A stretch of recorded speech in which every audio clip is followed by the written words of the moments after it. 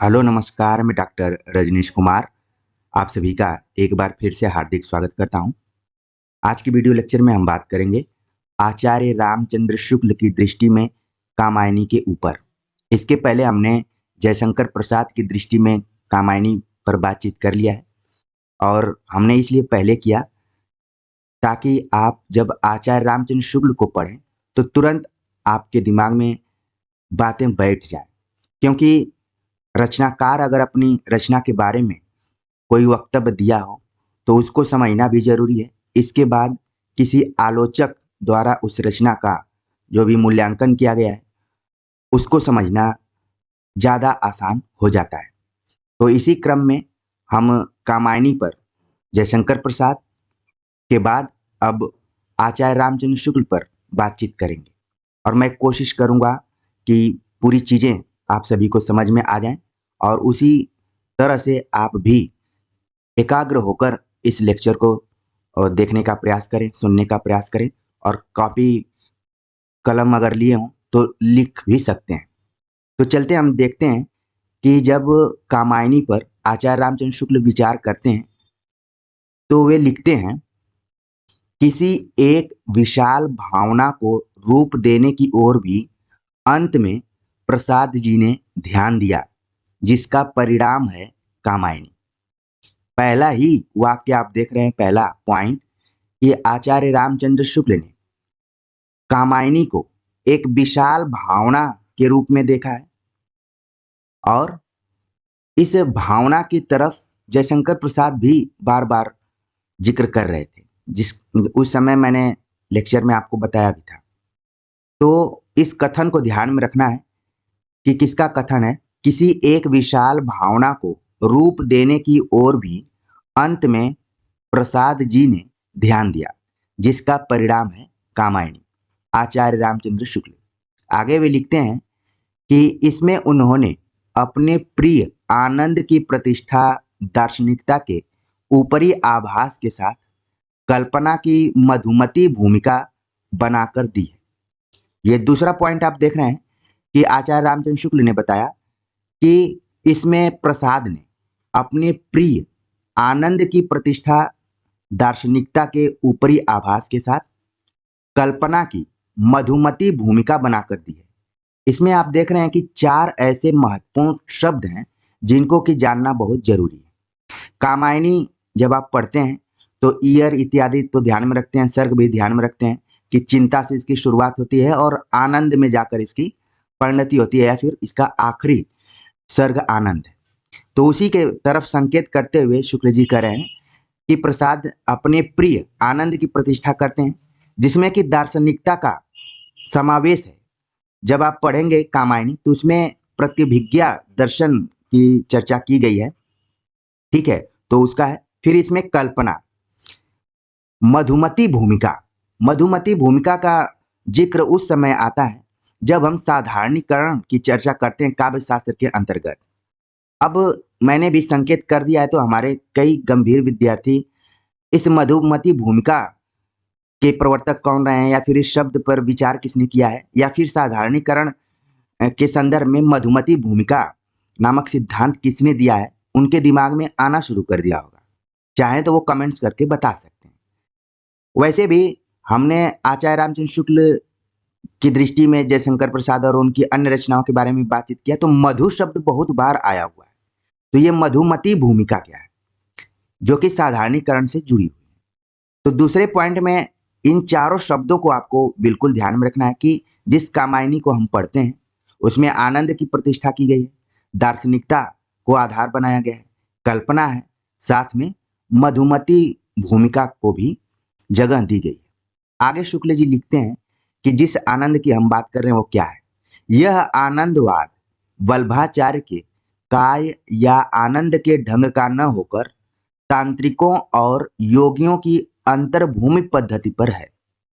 प्राचीन जल प्लावन के उपरांत मनु द्वारा मानवीय सृष्टि के पुनः विधान का आख्यान लेकर इस प्रबंध काव्य की रचना हुई है।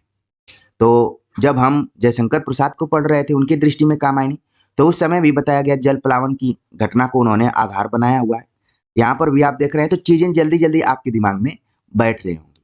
आगे शुक्ल जी लिखते हैं, जो कि आपको ध्यान में रखने की जरूरत है। वे लिखते हैं, काव्य का आधार है मनु का पहले श्रद्धा को, फिर ईड़ा को पत्नी के रूप में ग्रहण करना तथा ईड़ा को बंदनी या सर्वथा अधीन बनाने का प्रयत्न करने पर देवताओं का उन पर कोप करना।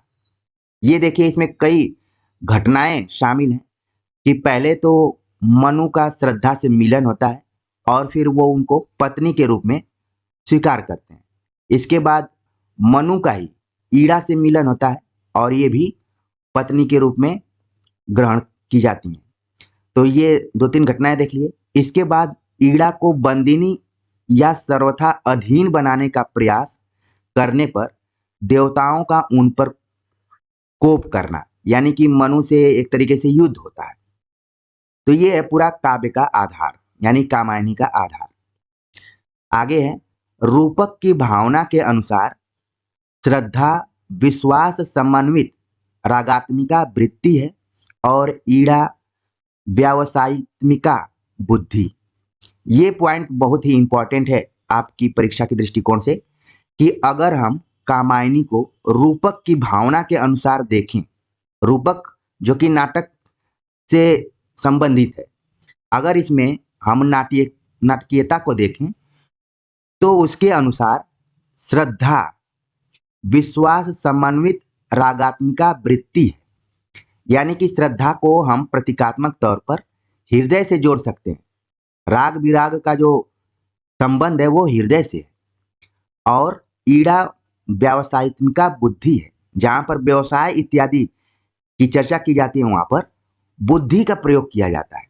तो यहां पर आपने देखा कि ध्यान में रखना है आपको कि पूछा जा सकता है कि विश्वास समन्वित रागात्मिका वृत्ति किसको शुक्ल जी ने माना है, तुरंत आंसर हो जाएगा श्रद्धा। और व्यावसायित्मिका बुद्धि किसको माना है, वो हो गया ईड़ा। तो इन दोनों श्रद्धा और ईड़ा को शुक्ल जी ने खास शब्द दिया हुआ है, जो कि आपको ध्यान में रखना है। आगे वे लिखते हैं कि कवि ने यानी जयशंकर प्रसाद ने श्रद्धा को मृदुता, प्रेम और करुणा का प्रवर्तन करने वाली और सच्चे आनंद तक पहुंचाने वाली चित्रित किया है। यहाँ पर जयशंकर प्रसाद ने श्रद्धा को किस रूप में देखा है, मृदुता, प्रेम, करुणा, साथ में आनंद तक पहुंचाने के रूप में देखा है। वहीं ईड़ा को ईड़ा या बुद्धि अनेक प्रकार के वर्गीकरण और व्यवस्थाओं में प्रवृत्ति करती हुई कर्मों में उलझाने वाली चित्रित की गई है।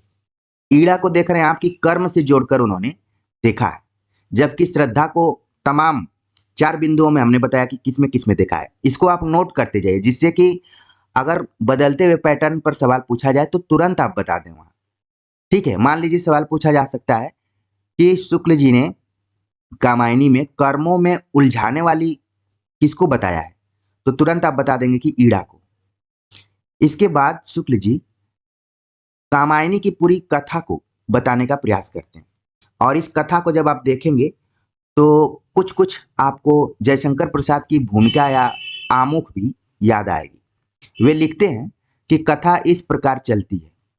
जल प्रलय के बाद मनु की नाव हिमवान की चोटी पर लगती है और मनु वहां चिंताग्रस्त बैठे हैं। जैसा कि आप जान रहे हैं कि कामायनी में जल प्रलय या फिर जल प्लावन की घटना हुई है और उसके बाद मनु की नाव, यहाँ पर देखिए मनु नाव से चल रहे हैं उस समय और हिमगिर की उत्तुंग शिखर पर वो बैठे हुए हैं और बैठकर किसी प्रसन्नचित्त अवस्था में नहीं है, बल्कि चिंतित है, चिंताग्रस्त बैठे हैं। इसीलिए पहला सर्ग चिंता से शुरू हो रहा है। क्यों चिंतित है? मनु पिछली सृष्टि की बातें और आगे की दशा सोचते सोचते शिथिल और निराश हो जाते हैं। यह चिंता बुद्धि, मति या मनीषा का ही रूप कही गई है, जिससे आरंभ में ही बुद्धिवाद के विरोध का किंचित आभास मिल जाता है।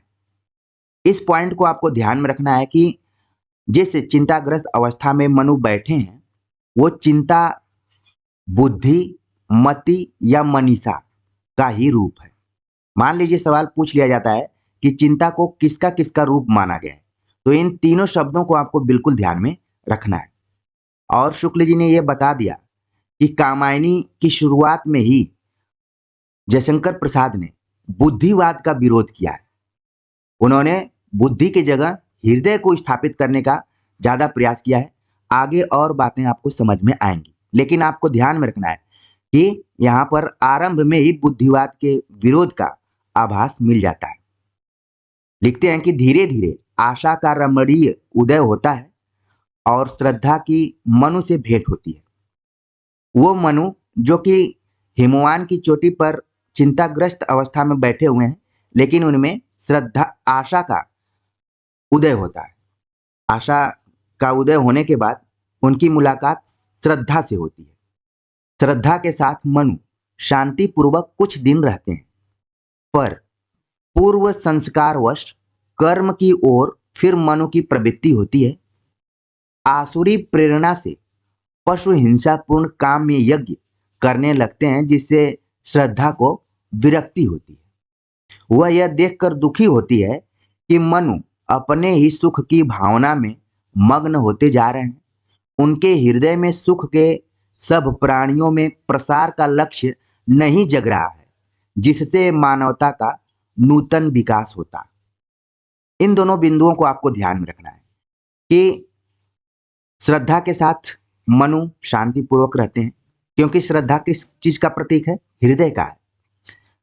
तो शांतिपूर्वक रहते हैं, लेकिन अपने पूर्व संस्कारवश जल प्रलय के पहले जो उनको संस्कार मिला था उसके अनुसार उन्होंने कर्म की ओर अपने को प्रवृत्त किया। साथ में उन्होंने पशु हिंसा पूर्ण काम में यज्ञ किया, जो कि श्रद्धा को पसंद नहीं था, इसलिए वो उनसे अलग होना चाहती थी। वह यह देखकर दुखी हो गई कि मनु अपने ही सुख की भावना में लीन है, मग्न होते जा रहे हैं, और जितने भी प्राणी हैं उनका कोई उनको ध्यान नहीं है, जिससे कि मानवता का नूतन विकास होता है।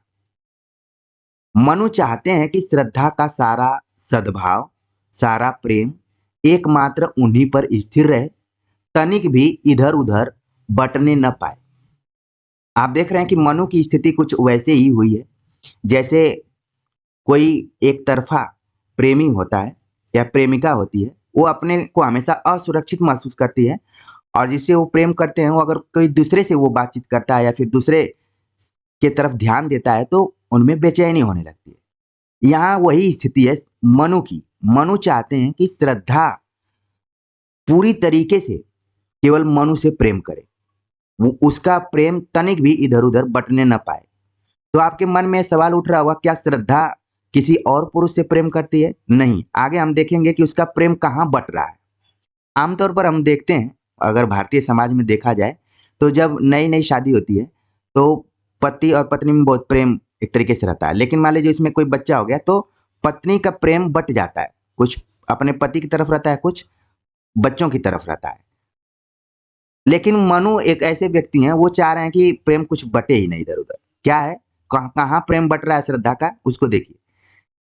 लिखते हैं शुक्ल जी, इससे जब वह देखते हैं कि श्रद्धा पशुओं के बच्चों को प्रेम से पुचकारती है और अपनी गर्भस्थ संतति की सुख क्रीड़ा का आयोजन करती है, तब उनके मन में ईर्ष्या होती है और उसे हिमालय की उसी गुफा में वे छोड़कर अपनी सुख वासना लिए चल देते हैं। ये देखिए यहाँ पर टर्निंग पॉइंट है कि मनु इसलिए चाह रहे हैं कि श्रद्धा का प्रेम न बटे, क्योंकि जो श्रद्धा है वो पशुओं के बच्चों को प्रेम से पुचकारती है, और साथ में वो प्रेग्नेंट भी है, गर्भवती है, तो जो पेट में बच्चा है उसकी सुख क्रीड़ा का भी वो आयोजन करती है और प्रसन्न रहती है।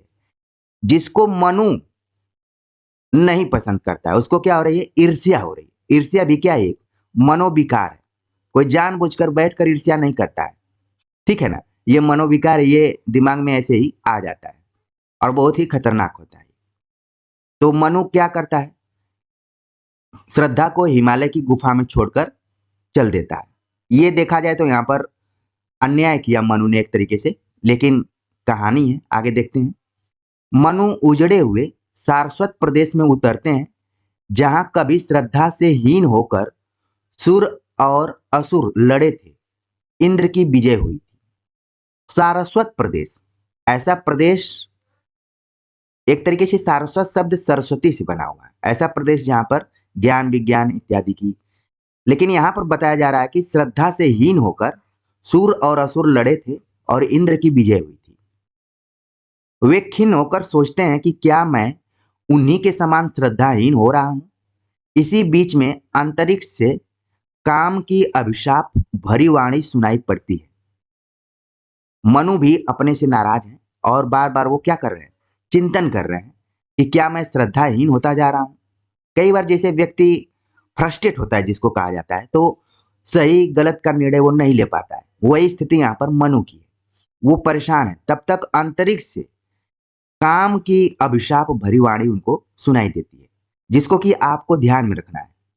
वरदान भरी वाणी नहीं है, बल्कि अभिशाप भरी वाणी काम की है। और क्या है वो वाणी? मनु तुम श्रद्धा को गए भूल, उस पूर्ण आत्मविश्वास मई को उड़ा दिया था समझ तूल। तुम भूल गए पुरुषत्व मोह में कुछ सत्ता है नारी की, समरसता है संबंध बनी अधिकार और अधिकारी की। ये बात काम कह रही है, या फिर काम की अभिशाप भरी वाणी है कि मनु तुम श्रद्धा को भूल गए, और किस चीज में? पुरुषत्व मोह में। और ये पता नहीं है कि नारी की भी कोई सत्ता है, समरसता है संबंध बनी अधिकार और अधिकारी की। जिस पर आप अधिकार करें और जो जिसकी आप अधिकारी हो, समरसता रहे, तभी वो संबंध आगे चल सकता है। मान लीजिए स्त्री पुरुष में पुरुष केवल स्त्री पर ही अधिकार जमाना चाहता है, तो भी ये सही नहीं। समरसता होनी चाहिए, इसमें ये बात कही गई है। आगे की पंक्ति है, यह अभिनव मानव प्रजा सृष्टि द्वैता में लगी रही, निरंतर ही वर्णों की करती रहे वृष्टि, अनजान समस्याएं ही गढ़ती, रवती हो अपनी ही विनष्टि। कोलाहल कलह अनंत चले, एकता नष्ट हो बढ़े भेद, अभिलषित वस्तु तो दूर रहे, हाँ मिले अनिश्चित दुखद खेद। तो एक तरीके से मनु के मन की बात यहाँ पर, उनकी स्थिति को इन पंक्तियों में दर्शाया गया है। मनु जैसे ही इन सारी वाणियों को सुनता है, इसके बाद क्या है, प्रभात होता है, यानी सुबह होता है। मनु अपने सामने एक सुंदरी खड़ी पाते हैं। बार बार मनु के साथ आश्चर्य होता है। मनु देखिए, चिंता सर्ग में जब बैठे रहते हैं तो वहां श्रद्धा से मुलाकात होती है। इसके बाद यहाँ चिंतित हैं तो उनके सामने एक सुंदरी खड़ी मिलती है, और पंक्तियां यहाँ पर कुछ दी गई हैं। विखरी अलकें ज्यों तर्क जाल, यह विश्व मुकुट सा उज्ज्वलतम शशिखंड, सदृश था स्पष्ट भाल, गुंजरित मधुप से मुकुल, सदृश वह आनंद जिसमें भरा गान, वक्ष स्थल पर एकत्र धरे, संस्कृति के सब विज्ञान ज्ञान, था एक हाथ में कर्म कलश, वसुधा जीवन रस सार लिए, दूसरा विचारों के नभ को था, मधुर अभय अवलंब दिए। तो यहाँ पर इन पंक्तियों को तो जरूर आपको ध्यान में रखना है। बाकी जयशंकर प्रसाद की जो भाषा शैली है संस्कृत निष्ठ, तो इन शब्दों से भी आप परिचित रहिए। ठीक है। अब जैसे प्रभात होता है, मनु के सामने जो सुंदरी खड़ी दिखाई पड़ती है वो कौन है? यह ईड़ा थी, जो कि बुद्धि का प्रतीक है। इसके साथ मनु सारस्वत प्रदेश की राजधानी में रह गए। मनु के मन में जब जगत और उसके नियामक के संबंध में जिज्ञासा उठती है और उससे कुछ सहाय पाने का विचार आता है, तब ईड़ा कहती है।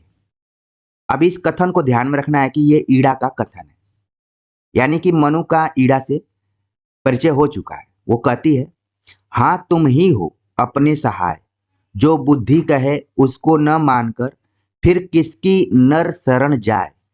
यह प्रकृति परम रमणीय, अखिल ऐश्वर्य भरी शोधक विहीन, तुम उसका पटल खोलने में परिकर कसकर बन कर्मलीन, सबका नियमन शासन करते, बस बढ़ा चलो अपनी क्षमता, तुम जड़ता को चैतन्य करो, विज्ञान सहज साधन उपाय।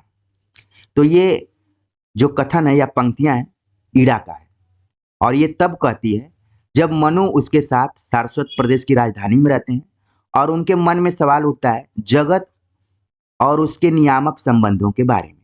तो पूरा बता रही है उनको। आगे है, मनु वहां ईड़ा के साथ रहकर प्रजा के शासन की पूरी व्यवस्था करते हैं। नगर की श्री वृद्धि होती है, प्रकृति बुद्धि बल से वश में की जाती है, खेती धूमधाम से होने लगती है, अनेक प्रकार के उद्योग धंधे खड़े होते हैं, धातुओं के नए नए अस्त्र शस्त्र बनते हैं। ये देखिए टर्निंग पॉइंट, जब मनु ईड़ा के साथ रहते हैं तो क्या क्या बदलता है। पहले तो पूरी शासन व्यवस्था ठीक हो जाती है, नगर में एक तरीके से विकास हो जाता है, ठीक है। इसके बाद खेती भी धूमधाम से होती है, उद्योग भी खड़े होते हैं, और यहाँ तक कि नए नए आभूषण शस्त्र अस्त्र ये सब भी बनते हैं, धातुओं के शस्त्र अस्त्र बनते हैं, ठीक है। तो कहने का मतलब है कि धीरे धीरे मनु जो है अपने जो भी राजा का रूप है या फिर शासक के तौर पर जो उनकी पहचान थी उसके तरफ इनका धीरे धीरे रुझान हो रहा है, विकास हो रहा है। एक तरीके से देखें तो इनको इन जिन भी बिंदुओं को मैंने लिखा है इसको आप नोट भी कर सकते हैं, अपने ध्यान में रख सकते हैं। अब आगे क्या है कि जैसे ही मनु शासन करना शुरू करते हैं, मनु अनेक प्रकार के नियम प्रचलित करके जनता का वर्णों या वर्गों में विभाग करके लोक का संचालन करते हैं। ये बात यहाँ पर है, जिसको कई बार हम कहते हैं कि ये मनुवादी है या फिर मनु के विचारों से प्रभावित है। किसी भी व्यक्ति को कई बार बोल देते हैं। क्यों बोलते हैं? क्योंकि मनु देखिए यहाँ पर जैसे ही शासन व्यवस्था शुरू करते हैं तो इन्होंने क्या किया, नियम को प्रचलित किया, जनता का वर्णों यानी कि जाति या फिर वर्गों में विभाग करके लोक का संचालन किया, अपने शासन का संचालन किया। अहम का भाव जोर पकड़ता है, वे अपने को स्वतंत्र नियामक और प्रजापति मानकर सब नियमों से परे रहना चाहते हैं।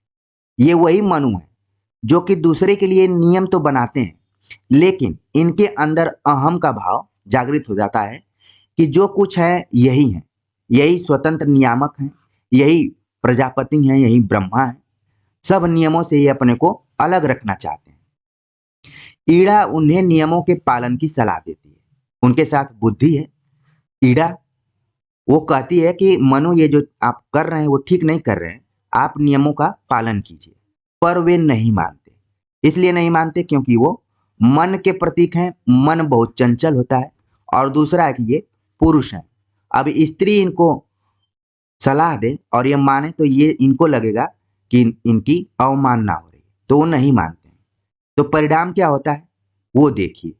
परिणाम ये होता है कि ईड़ा खिन्न होकर जाना चाहती है, पर मनु अपना अधिकार जताते हुए पकड़ रखते हैं। पकड़ते ही द्वार गिर पड़ता है।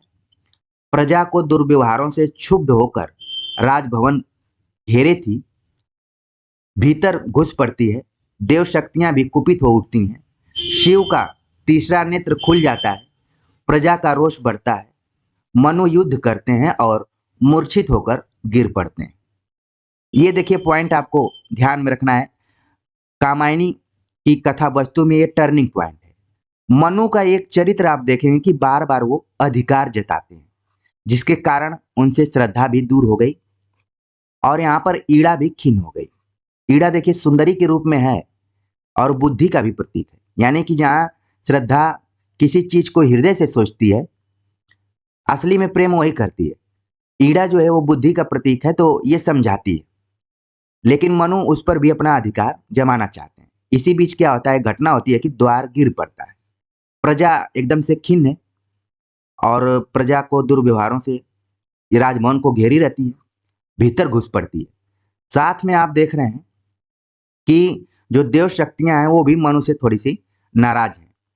शिव का तीसरा नेत्र भी खुल जाता है, जो कि हमेशा नहीं खुलता है, कुछ विनाश काल के समय में ही खुलता है।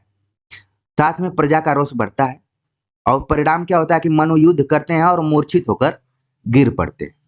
ये है पूरी घटना। अब आगे है कि उधर श्रद्धा इसी प्रकार के विप्लव का भयंकर स्वप्न देखकर अपने कुमार को लेकर मनु को ढूंढती वहां पहुंचती है।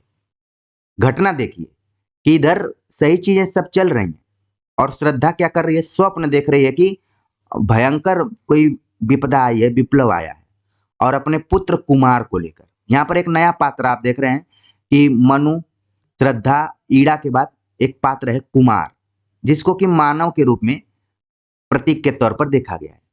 उसको लेकर मनु को ढूंढती हुई पहुंचती है।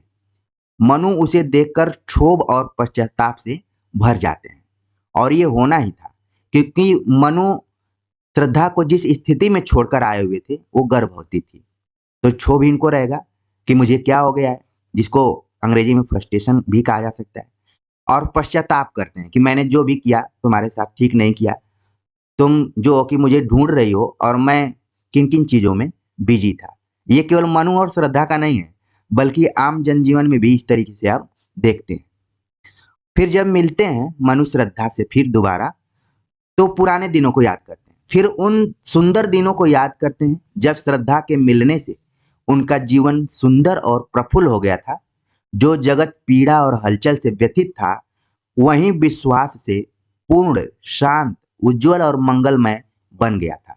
वो याद करते हैं कि जब मैं चिंताग्रस्त अवस्था में बैठा था और श्रद्धा तुम मिली थी, तो वो दिन कितना अच्छा था, मन में बड़ी शांति थी। लेकिन आज फिर से मैं अशांति की तरफ जा चुका हूं। तो देख रहे हैं आप कैसे चीजें बदल रही हैं। मनु उससे चटपट अपने को वहां से निकाल ले चलने को कहते हैं, यानी श्रद्धा से कहते हैं कि मुझे यहाँ से जल्दी निकालो। जब रात हुई तब मनु चुपचाप वहां से न जाने कहां चल दिए। उनके चले जाने पर श्रद्धा और ईड़ा की बातचीत होती है, और ईड़ा अपनी बांधी हुई अधिकार व्यवस्था के इस भयंकर परिणाम को देख अपना साहस छूटने की बात कहती है। यहाँ पर आप देख रहे हैं कि मनु श्रद्धा को कहते हैं कि मुझे निकालो, और लेकिन अचानक पता नहीं कहाँ चले जाते हैं। और यहाँ पर श्रद्धा और ईड़ा की पहली बार बात होती है। ईड़ा जो है वो कहती है कि ये जो भयंकर परिणाम दिखाई दे रहा है वो अधिकार व्यवस्था को बांधने के कारण ही दिखाई पड़ रहा है, और इसमें मेरा भी साहस छूट रहा है। और वो क्या कह रही है, जिस पंक्ति को ध्यान में रखना है, ये पंक्ति ईड़ा द्वारा कही गई है, क्योंकि यहाँ पर ईड़ा और श्रद्धा दोनों मिल चुकी हैं, इसलिए ईड़ा को आपको ध्यान में रखना है। कहती है, श्रम भाग वर्ग बन गया जिन्हें, अपने बल का है गर्व उन्हें, अधिकार न सीमा में रहते, पावस निर्जर से वे बहते, सब पिए मत लालसा घूंट, मेरा साहस अब गया छूट। ये बात कर रही है ईड़ा। इसकी बात को सुनते हुए श्रद्धा बोली, यानी कि आप देख रहे हैं संवाद हो रहा है ईड़ा और श्रद्धा में, और मनु वहां नहीं है, गायब हो गया। श्रद्धा बोलती है, वन विषय ध्वान सिर चढ़ी रही पाया न हृदय, तू विकल कर रही है अभिनय, सुख दुख की मधुमय धूप छा, तूने छोड़ी यह सरल राह, चेतनता का भौतिक विभाग कर जग को बांट दिया विराग, चित्त का स्वरूप यह नित्य जगत, यह रूप बदलता है शत शत, कण विरह मिलन मय नृत्य निरत, उल्लासपूर्ण आनंद सतत। तो ये पूरी बात श्रद्धा कहती है। अंत में शुक्ल जी लिखते हैं कि अंत में श्रद्धा अपने कुमार को ईड़ा के हाथों में सौंप मनु को ढूंढने निकली, और उन्हें सरस्वती तट पर एक गुफा में पाया। ये घटनाक्रम आप देख रहे हैं कि श्रद्धा एक तरीके से ज्यादा पतिव्रता दिखाई पड़ रही, उसमें बेचैनी ज्यादा है। वो फिर से मनु को ढूंढने के लिए जाती है और अपने पुत्र को ईड़ा को देकर चली जाती है, और जाती है तो देखती है कि मनु सरस्वती तट पर एक गुफा में पाया गया। मनु उस समय आंखें बंद किए चित्त शक्ति का अंतर्नाद सुन रहे थे, ज्योतिर्मय पुरुष का आभास पा रहे थे, अखिल विश्वास के बीच नटराज का नृत्य देख रहे थे। देखिए मनु किस स्थिति में, आंख बंद किए हुए, अंतर्नाद सुन रहे हैं, ज्योतिर्मय पुरुष का आभास कर रहे हैं, अखिल विश्व के पटल पर नटराज का नृत्य देख रहे हैं। श्रद्धा को देखते ही हतचेत पुकार उठे कि श्रद्धे, उन चरणों तक ले चल। पहचान जाते हैं और बोलते हैं कि हमें ले चलो। श्रद्धा आगे आगे और मनु पीछे पीछे हिमालय पर चले जाते हैं। यहाँ तक कि वे ऐसे महादेश में अपने को पाते हैं जहां वे निराधार ठहरे जान पड़ते हैं। भूमंडल की रेखा का कहीं पता नहीं। यहाँ अब कवि शुक्ल जी लिख रहे हैं, यहाँ अब कवि यानी जयशंकर प्रसाद पूरे रहस्यदर्शी का बाना धारण करता है और मन के भीतर एक नई चेतना का उदय बदलाता है। अब मनु को 3 डायमेंशन यानी त्रिदिक विश्व और त्रिभुवन के प्रतिनिधि अलग अलग 3 आलोक बिंदु दिखाई पड़ते हैं जो इच्छा, ज्ञान और क्रिया के केंद्र से हैं।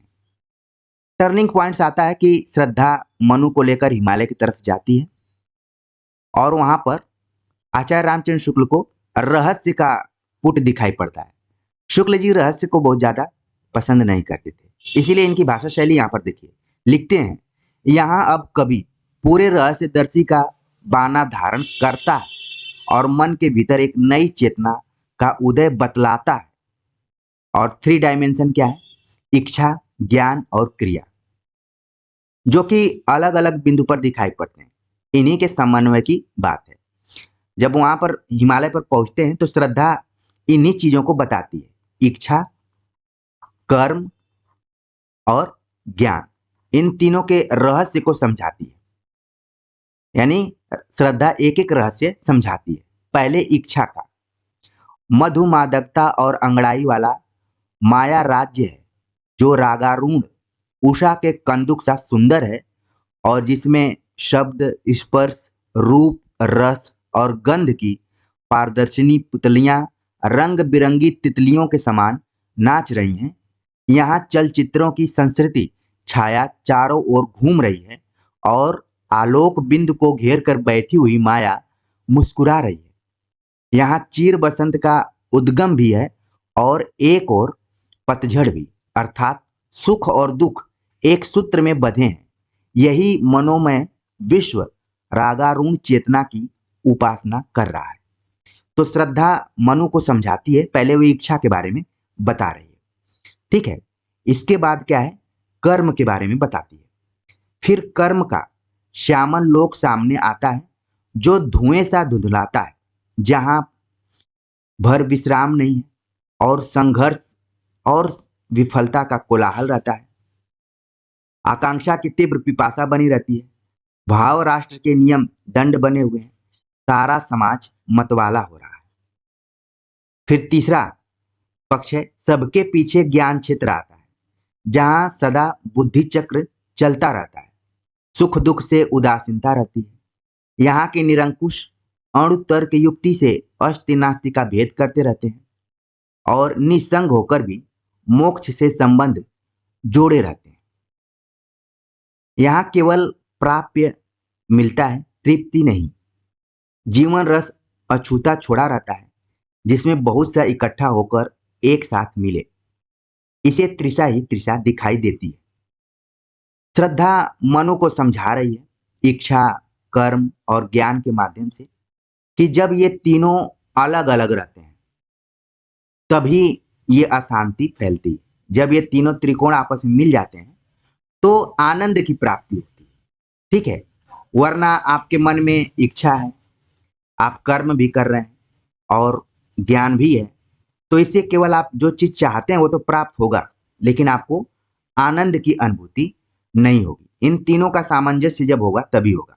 बता रहा हूं आगे श्रद्धा जो कह रही है कि अंत में तीनों ज्योतिर्मय बिंदुओं को ध्यान में रखना। वो तीनों ज्योतिर्मय बिंदु कौन कौन से हैं? इच्छा, कर्म और ज्ञान बिंदुओं को दिखाकर श्रद्धा कहती है कि यही त्रिपुर है। मान लीजिए सवाल पूछ लिया गया कि त्रिपुर में शामिल है, तो जितने भी विद्यार्थी अभी कॉन्सेंट्रेट होके इस लेक्चर को सुन रहे हैं और अपना मानकर सुन रहे हैं, वो तुरंत बता देंगे इच्छा, कर्म और ज्ञान। कर्म को कई बार क्रिया भी बोला जाता है, इसलिए आपको कंफ्यूज नहीं होना है। यही क्या है? त्रिपुर है। बताया भी गया, इच्छा, कर्म और ज्ञान एक दूसरे से अलग अलग अपने केंद्र आप ही बने हुए हैं। इनका परस्पर न मिलना ही जीवन की असली विडंबना है। विडंबना, इस शब्द को प्राय आप सुनते होंगे व्यवहारिक जीवन में कि यही विडंबना है। विडंबना का मतलब कि जो चीज होना चाहिए था वो ना होकर दूसरा चीज हो गया। तो श्रद्धा मनु को समझाती है कि इच्छा, कर्म और ज्ञान, इनका परस्पर मिलन होना चाहिए। नहीं मिलने से ही जीवन में अशांति फैलती है और व्यक्ति परेशान होता है। अगर आप परीक्षार्थी के दृष्टिकोण से इसको देखें तो मान लीजिए आपके मन में इच्छा जागृत हुई कि हमें यूजीसी नेट निकालना है, हमें नौकरी वाली परीक्षा देना है। इच्छा जागृत हो गई, फिर आपने कर्म भी किया, फिर आप पढ़ते हुए ज्ञान की प्राप्ति की। इन तीनों का जब सामंजस्य होगा तब आपको आनंद की अनुभूति होगी। अगर इनमें सामंजस्य नहीं होगा तो फिर आपको जो चीज आप चाहेंगे वो मिल तो जाएगा लेकिन आनंद उसमें नहीं मिलेगा। तो कहने का मतलब है कि इसको अपने जीवन से भी आप जोड़कर देख सकते हैं। आगे शुक्ल जी लिखते हैं कि ज्ञान अलग पड़ा है, कर्म अलग, अतः इच्छा पूरी कैसे हो।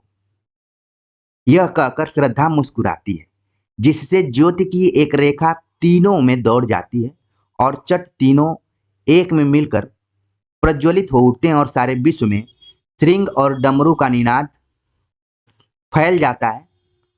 उन अनाहत नाद में मनु लीन हो जाते हैं। श्रद्धा समझाती है और समझाने के बाद इन तीनों का परस्पर क्या हो जाता है, मिलन हो जाता है। मिलन होने के बाद देखिए घटना क्या घटती है कि पूरे विश्व में श्रृंग और डमरू की ध्वनि फैल जाती है, यानी संगीतमय वातावरण हो जाता है और उसमें मनु क्या हो जाते हैं, लीन हो जाते हैं। तो आप देख रहे हैं कि ये थोड़ी सी घटना असाध्य वीणा से भी रिलेटेड आपको सुनाई थोड़ा सा दिख रहा होगा। ठीक है, तो जीवन में संगीत का भी कितना महत्वपूर्ण रोल है यहाँ पर आप देख रहे हैं। इसके बाद क्या है कि इस रहस्य को पार करने पर फिर आनंद भूमि दिखाई गई है। वहां ईड़ा भी कुमार को लिए अंत में पहुंचती है और देखती है कि पुरुष पुरातन प्रकृति से मिला हुआ अपनी ही शक्ति से लहरें मारता हुआ आनंद सागर सा उमड़ रहा है। श्रद्धा पूरा मनु को समझाती है और मनु एकदम इच्छा, कर्म, क्रिया इन तीनों से जुड़कर आनंद की स्थिति में पहुंच गए हैं। और इसी बीच एक घटना घटती है कि ईड़ा भी वहां पर पहुंच जाती है, कुमार भी पहुंच जाता है और जिसको कि यहाँ पर मानव बताया गया है। और ईड़ा देखती है कि जो व्यक्ति चिंताग्रस्त था, फ्रस्ट्रेट था, परेशान था, वो अब आनंद सागर में उमड़ रहा है, खुश है। यह सब देख ईड़ा श्रद्धा के प्रति अपनी कृतज्ञता प्रकट करती हुई कहती है कि मैं अब समझ गई कि मुझ में कुछ भी समझ नहीं थी, व्यर्थ लोगों को भुलाया करती थी, यही मेरा काम था। ये देखिए यहाँ पर टर्निंग पॉइंट देखिए कि ईड़ा जो कि बुद्धि का प्रतीक है, वो श्रद्धा यानी हृदय के प्रति अपनी कृतज्ञता व्यक्त करती है, क्योंकि भाई ये भी पत्नी है और श्रद्धा भी पत्नी है। तो प्रेम तो मनु से दोनों को ही है, लेकिन श्रद्धा बड़ी है और पहले से भी है, तो थोड़ा सा इसका दायित्व कुछ अलग है और ये परिपक्व भी है। अभी क्यों है बात पता चल जाएगी। ईड़ा श्रद्धा को कृतज्ञता प्रकट करती है उसके साथ और कहती है कि मैं अब समझ गई कि मुझ में कुछ भी समझ नहीं है।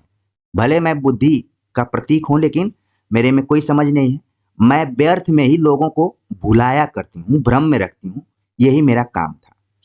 देखिए यहाँ पर प्रसाद जी ने बुद्धि के अपेक्षा हृदय को ज्यादा महत्व दिया है। उनका मानना है कि अगर आप किसी भी व्यक्ति के जीवन में शांति, खुशहाली लाना चाहते हैं या फिर उसको स्थिर रखना चाहते हैं तो उससे आप हृदय से लगाव कीजिए, न कि बुद्धि। हर जगह बुद्धि काम में नहीं आती है, बहुत जगह पर हृदय काम में आता है। ठीक है, तो यहाँ पर आप देख रहे हैं कि हृदय को ज्यादा महत्वपूर्ण दिखाया गया है। इसीलिए शुरुआत में ही बताया गया कि बुद्धिवाद का विरोध दिखाई पड़ता है कामायनी में। तो ये यही चीज है, सब ईड़ा खुद स्वीकार करती है। उम्मीद है कि आप सभी को एक्सप्लेनेशन बहुत अच्छा लग रहा होगा। अब तक आपने कामायनी बहुत बार पढ़ी होगी, बहुत सारे टीचर से भी पढ़ी होगी, लेकिन यहाँ पर बहुत सारी चीजें क्लियर हो रही होंगी। कमेंट्स जरूर कीजिएगा क्योंकि मैं लगातार बोल रहा हूँ, तो इसीलिए कि आप सभी को चीजें क्लियर हो। तो यहाँ पर आप देख रहे हैं कि ईड़ा भी पश्चाताप करती है और बोलती है कि मैं भ्रम में लोगों को फंसा कर रखती थी। फिर मनु कैलाश की ओर दिखाकर उस आनंद लोक का वर्णन करते हैं जहां पाप ताप कुछ भी नहीं, सब समरस है, और अभेद में भेद वाले प्रसिद्ध का कथन करके कहते हैं, अपने दुख सुख से पुलकित यह मूर्त विश्व सचराचर चित्त का विराट वपु मंगल यह सत्य सतत चिर सुंदर। मनु का भी दिमाग खुल जाता है और कैलाश की तरफ संकेत करते हुए कहते हैं कि यह वही आनंद लोक है जहां पर भेदभाव कुछ नहीं, सब समरस है, सब लोग आनंद से रह रहे हैं। और ये पंक्ति मनु द्वारा कही गई है।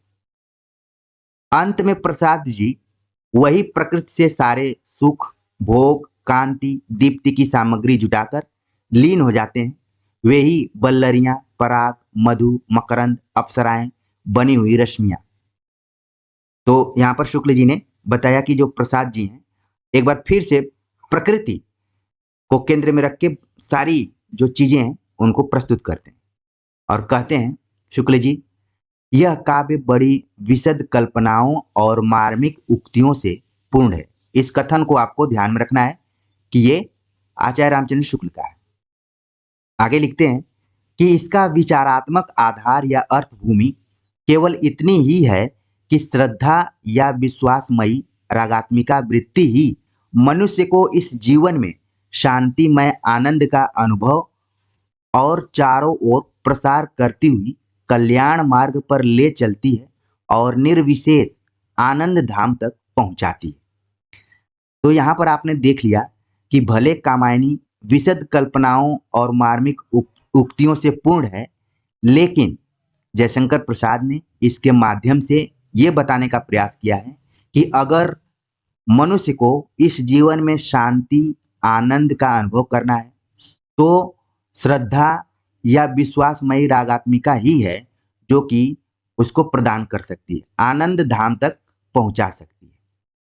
आगे लिखते हैं कि ईड़ा या बुद्धि मनुष्य को सदा चंचल रखती है, अनेक प्रकार के तर्क वितर्क और निर्मम कर्म जाल में फंसाए रहती है और तृप्ति या संतोष के आनंद से दूर रखती है। तो यहाँ पर आप देख रहे हैं कि कैसे श्रद्धा को महत्वपूर्ण बताया गया है और ईड़ा को बताया गया कि वो मनुष्य को चंचल रखती है, तर्क वितर्क कर्म जाल में फंसाए रखती है और तृप्ति या संतोष या आनंद से बहुत दूर रखती है। सही बात है, आपने देखा होगा व्यवहारिक जीवन में भी कि लोग बोलते हैं कि बहुत बुद्धिमान बन रहा था। ज्यादातर कई बार बुद्धि का प्रयोग हम करते हैं तो फायदा भी होता है और नुकसान भी होता है, फायदा कम होता है नुकसान ज्यादा होता है। मान लीजिए आप परीक्षा में बैठे हुए हैं और किसी प्रश्न को लेकर आप वहां पर ज्यादा दिमाग लगा रहे हैं, ठीक है, तो हो सकता है वो आपका आंसर गलत हो जाए। कई बार दिल की भी सुनना पड़ता है। आपने अपने दोस्तों के बीच सुना होगा कि मेरा मन कह रहा था, मेरा दिल कह रहा था कि यही आंसर सही है और वही सही हो जाता है। तो इसका भी आपको थोड़ा सा ध्यान रखना है। खैर, यहाँ पर यही बताया गया है कि बुद्धि हमेशा व्यक्ति को अशांत बनाकर रखती है, ज्यादा बुद्धि नहीं बल्कि दोनों का अगर आप समन्वय करके चल रहे हैं तो वो ज्यादा आपके जीवन के लिए बेहतर है। आगे शुक्ल जी लिखते हैं कि अंत में पहुंचकर कवि ने इच्छा कर्म और ज्ञान के सामंजस्य पर, तीनों के मेल पर जोर दिया है। एक दूसरे से अलग रहने पर ही जीवन में विषमता आती है। यानी कि आपके मन में इच्छा है, कर्म है, ज्ञान है, इनका सामंजस्य है तो आप अपने जीवन में खुश रहेंगे, और अगर ये एक दूसरे से अलग रहेंगी तो विषमताएं आएंगी और आप अशांत हो जाएंगे। जिस समन्वय पक्ष का कवि ने अंत में सामने रखा है उसका निर्वाह रहस्यवाद की प्रवृत्ति के कारण काव्य के भीतर नहीं होने पाया है। यानी यहाँ पर कहा गया है कि जिस सामंजस्य की बात की गई है वहां पर थोड़ा सा रहस्यवाद की पुट दिखाई दे दी गई है जिससे कि क्लियर नहीं हो पा रहा है, ठीक है ना, क्लियरिटी नहीं आ रही है और उसको गंभीरता से देखना पड़ रहा है। पहले कवि ने कर्म को बुद्धि या ज्ञान की प्रवृत्ति के रूप में दिखाया, फिर अंत में कर्म और ज्ञान के बिंदुओं को अलग अलग रखा। पीछे आया हुआ ज्ञान भी बुद्धि व्यवसायत्मक ज्ञान ही है, योगियों या रहस्यवादियों का पर ज्ञान नहीं। यह बात सदा चलता है, बुद्धि चक्र से स्पष्ट है। यह शब्द पहले भी आया था, आपने इसको देखा होगा। आगे लिखते हैं कि जहां रागारूढ़ कंदुक सा भावमयी प्रतिभा का मंदिर इच्छा बिंदु मिलता है और वहाँ इच्छा रागात्मिका वृत्ति के अंतर्गत है। अतः रति काम से उत्पन्न श्रद्धा की ही प्रवृत्ति ठहरती है। पर श्रद्धा उससे अलग क्या तीनों बिंदुओं से परी रखी गई है। आगे लिखते हैं कि रहस्यवाद की परंपरा में चेतना से असंतोष की रूढ़ी चली आ रही है। प्रसाद जी के काव्य के आरंभ में ही चिंता के अंतर्गत कहते हैं, मनु का मन था विकल, हो उठा संवेदन से खाकर चोट, संवेदन जीवन जगत ही को जो कटुता से देता घोंट, संवेदन का और हृदय का यह संघर्ष न हो सकता, फिर अभाव असफलताओं की गाथा कौन कहाँ बकता। संवेदन यहाँ पर बुद्धि से इसको लिया गया है। इसी से एक शब्द जुड़ा हुआ है संवेदना। कई बार आप देखते होंगे सवाल पूछा जाता है कि काव्य संवेदना के बारे में बताइए, यानी कि इस बोध यहाँ पर संवेदना का अर्थ बोध से भी लगाया जा सकता है। आगे शुक्ल जी ने बताया, इन पंक्तियों में तो संवेदन बोध वृत्ति के अर्थ में व्यवहारित जान पड़ता है, क्योंकि दुख सुखात्मक अनुभूति के अंतर में लें तो हृदय के साथ उसका संघर्ष कैसा। बोध के एक देशीय अर्थ में भी यदि हम संवेदन को लें तो भी उसे भाव भूमि से खारिज नहीं कर सकते। प्रत्येक भाव का प्रथम अवयव विषय बोध ही होता है। स्वप्न दशा में भी जिसका रहस्य क्षेत्र में बड़ा महात्म्य है, यह विषय बोध रहता है। श्रद्धा जिस करुणा दया आदि की प्रवर्तिका कही गई है, उसमें दूसरों की पीड़ा का बोध मिला रहता है। यहाँ पर ध्यान रखना है कि जो श्रद्धा है उसको करुणा दया आदि की प्रवर्तिका भी कहा गया है। आगे चलकर यह संवेदन शब्द अपने वास्तविक या अवास्तविक दुख पर कष्टानुभव के क्षेत्र में आया है। मनु की बिगड़ी हुई प्रजा उनसे कहती है, हम संवेदनशील हो चले यही मिला सुख, कष्ट समझने लगे बनाकर निज कृत्रिम दुख। प्रजा इस बात को कह रही है कि हम संवेदनशील हो चले यही मिला सुख, कष्ट समझने लगे बनाकर निज कृत्रिम दुख। कृत्रिम दुख, एक चीज आपने ध्यान दिया होगा, जब आप गोदान पढ़े होंगे और गोदान में होरी राय साहब से मिलने जाता है तो राय साहब भी अपने दुखों को बहुत बताते हैं और अंत में होरी को लगता है कि मुझे लग रहा था कि मैं ही दुखी हूँ, मैं ही परेशान हूँ, लेकिन जिसके पास धन संपत्ति सब कुछ है वो भी परेशान है।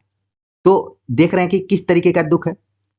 यहाँ पर देखिए कृत्रिम दुख की चर्चा की जा रही है। मतलब यह कि अपनी किसी स्थिति को लेकर दुख का अनुभव करना ही संवेदन है। यहाँ पर संवेदन का मतलब बताया गया कि अपनी किसी स्थिति को लेकर दुख का अनुभव करना ही संवेदन है। दुख को पास न फटकने देना, अपनी मौज में मधु मकरंद में मस्त रहना ही वांछनीय स्थिति है। असंतोष से उत्पन्न अवास्तविक कष्ट कल्पना के दुखानुभव के अर्थ में ही इन शब्दों को जकड़ रखना भी व्यर्थ प्रयास कहा जाएगा। श्रद्धा जिस करुणा दया आदि की प्रवर्तिका कही गई है वह दूसरों की पीड़ा का संवेदन ही तो है। यानी कि श्रद्धा को हम जब करुणा दया आदि की प्रवर्तिका के रूप में देखते हैं तो इसलिए देखते हैं कि वह दूसरों की पीड़ा को अपना पीड़ा मानती है, संवेदन उसके अंदर है। यानी कि दूसरों के दुख का अपना दुख हो जाना ही तो करुणा है। करुणा क्या है? यानी दूसरों के दुख का अपना दुख हो जाना करुणा है। पर दुखानुभव अपनी ही सत्ता का प्रसार तो सूचित करता है, चाहे जिस अर्थ में लें। संवेदन का तिरस्कार कोई अर्थ नहीं रखता। संवेदन चेतना जागरण आदि के परिहार का जो बीच बीच में अभिलाष है उसे रहस्यवाद का तकाजा समझना चाहिए। ग्रंथ के अंत में जो हृदय बुद्धि और कर्म के मेल या सामंजस्य का पक्ष रखा गया है वह बहुत समीचीन है। उसे हम गोस्वामी तुलसीदास में उनके भक्ति मार्ग की सबसे बड़ी विशेषता के रूप में दिखा चुके हैं। आगे लिखते हैं कि अपने कई निबंधों में हम जगत की वर्तमान अशांति और अव्यवस्था का कारण इसी सामंजस्य का अभाव कह चुके हैं। पर इस सामंजस्य का स्वर हम कामायनी में और कहीं नहीं पाते हैं। श्रद्धा जब कुमार को लेकर प्रजा विद्रोह के उपरांत सारस्वत नगर में पहुंचती है तब ईड़ा से कहती है कि सिर चढ़ी रही पाया न हृदय। क्या श्रद्धा के संबंध में नहीं कहा जा सकता था कि रस पगी रही पान बुद्धि। जब दोनों अलग अलग सत्ताएं करके रखी गई हैं तब एक को दूसरी से शून्य कहना और दूसरी को पहले से शून्य न कहना गड़बड़ में डालता है। पर श्रद्धा में किसी प्रकार की कमी की भावना कवि की एकांतिक मधुर भावना के अनुकूल न थी। बुद्धि की विग्रहणा द्वारा बुद्धिवाद के विरुद्ध उस आधुनिक आंदोलन का आभास भी कवि को इष्ट जान पड़ता है जिनके प्रवर्तक अनातोले फ्रांस ने कहा है कि बुद्धि के द्वारा सत्य को छोड़कर और सब कुछ सिद्ध हो सकता है। बुद्धि पर मनुष्य को विश्वास नहीं होता। बुद्धि या तर्क का सहारा तो लोग अपनी भली बुरी प्रवृत्तियों को ठीक प्रमाणित करने के लिए लेते हैं। विज्ञान द्वारा सुख साधनों की वृद्धि के साथ साथ विलासिता और लोभ की असीम वृद्धि तथा यंत्रों के परिचालन से जनता के बीच फैली घोर अशक्तता, दरिद्रता आदि के कारण वर्तमान जगत की जो विषम स्थिति हो रही है उसका भी थोड़ा सा आभास मनु की विद्रोही प्रजा के इन वचनों द्वारा दिया गया है। प्रकृति शक्ति तुमने यंत्रों से सबकी छीनी, शोषण कर जीवनी बना दी जर्जर झीनी। यहाँ पर शोषण शब्द आने पर शुक्ल जी का ध्यान एक दूसरी तरफ भी जाता है। वे लिखते हैं कि वर्गहीन समाज की साम्यवादी पुकार की भी दबी सी गूंज दो तीन जगह है। यानी जिस समय कामायनी लिखी जा रही थी उस समय आप देखेंगे कि मार्क्स का प्रभाव धीरे धीरे साहित्य पर दिखाई पड़ रहा था और 1936 में प्रगतिशील लेखक संघ की स्थापना इत्यादि भी हो गई थी। तो यहाँ पर शुक्ल जी ने कामायनी में वर्गहीन समाज की साम्यवादी पुकार को भी थोड़ा बहुत आभास किया है। इस कथन को हमें ध्यान में रखना है। आगे है विज्ञान का भी प्रभाव दिखाई पड़ रहा है। विद्युत कण इलेक्ट्रॉन्स मिले झलकते से में विज्ञान की भी झलक है, क्योंकि उस समय वैज्ञानिक आविष्कार भी हो रहे थे। और आप देखेंगे कि आगे चलकर द्वितीय विश्व युद्ध के बाद नागासाकी हिरोशिमा पर बम विस्फोट इत्यादि भी हो जाता है। तो इसके पहले कामायनी में इन सारी चीजों का धीरे धीरे उल्लेख मिलता है। शुक्ल जी लिखते हैं, यदि मधुचर्या का अतिरेक और रहस्य की प्रवृत्ति बाधक न होती तो इस काव्य के भीतर मानवता की योजना शायद अधिक पूर्ण और सुव्यवस्थित रूप में चित्रित होती। ये बहुत ही इंपॉर्टेंट बात यहाँ पर शुक्ल जी ने कही है। इस कथन को बिल्कुल आप ध्यान में रखिए। लिखते हैं कि यदि मधुचर्या का अतिरेक, ठीक है, और दूसरा दिया रहस्य की प्रवृत्ति, ये दोनों बाधक न होती तो काव्य के भीतर मानवता की योजना शायद अधिक पूर्ण और सुव्यवस्थित रूप में चित्रित होती। तो यानी कि कमजोर पक्ष इन्होंने मधुचर्या का अतिरेक और रहस्यवाद की प्रवृत्ति को माना है। बाकी कामायनी सभी प्रतिमानों पर सेट बैठता है, ठीक है, सेट बैठती है बल्कि कहें तो ये इस कथन को ध्यान में रखिए। और है आगे लिखते हैं कि कर्म को कवि ने या तो कामयज्ञों के बीच दिखाया है अथवा उद्योग धंधों या शासनविदों के बीच। श्रद्धा के मंगलमय योग से किस प्रकार कर्म धर्म का रूप धारण करता है, यह भावना कवि से दूर ही रही। इस भव्य और विशाल भावना के भीतर उग्र और प्रचंड भाव भी लोक के मांगलिक विधान के अंग हो जाते हैं। श्रद्धा और धर्म का संबंध अत्यंत प्राचीन काल से प्रतिष्ठित है। महाभारत में श्रद्धा धर्म की पत्नी कही गई है। वैसे आपने शुक्ल जी का एक निबंध पढ़ा होगा, श्रद्धा भक्ति, जिसमें श्रद्धा भक्ति पर तो उन्होंने विचार किया ही, बीच में प्रेम का भी विचार किया है, ठीक है। उन्होंने कहा कि भक्ति का उदय कैसे होता है, श्रद्धा और प्रेम के योग से। और जब भक्ति होती है तो कहीं न कहीं उसमें धर्म का भी आभास होने लगता है। तो महाभारत में श्रद्धा को धर्म की पत्नी कहा गया है। और यहाँ पर श्रद्धा किसकी पत्नी है, वो है मनु की पत्नी है। लेकिन महाभारत में कुछ और कहा गया है। हृदय के आधे पक्ष को अलग रखने से केवल कोमल भावों की शीतल छाया के भीतर आनंद का स्वप्न देखा जा सकता है। व्यक्त जगत के बीच उसका आविर्भाव और अवस्थान नहीं दिखाया जा सकता। और लिखते हैं शुक्ल जी कि यदि हम इस विशद काव्य की अंतर्योजना पर ध्यान न दें, समष्टि रूप में कोई समन्वित प्रभाव न ढूंढे, श्रद्धा, काम, लज्जा, ईड़ा इत्यादि को अलग अलग लें, तो हमारे सामने बड़ी रमणीय चित्रमयी कल्पना अभिव्यंजना की अत्यंत मनोरम पद्धति आती है। तो करें कि अंतर योजना पर न ध्यान दें, जो मधुचर्या का अतिरेक है या फिर रहस्यवाद है, तो देखा जाए तो इसमें चित्रमयी कल्पना और अभिव्यंजना की अत्यंत मनोरम पद्धति आती है।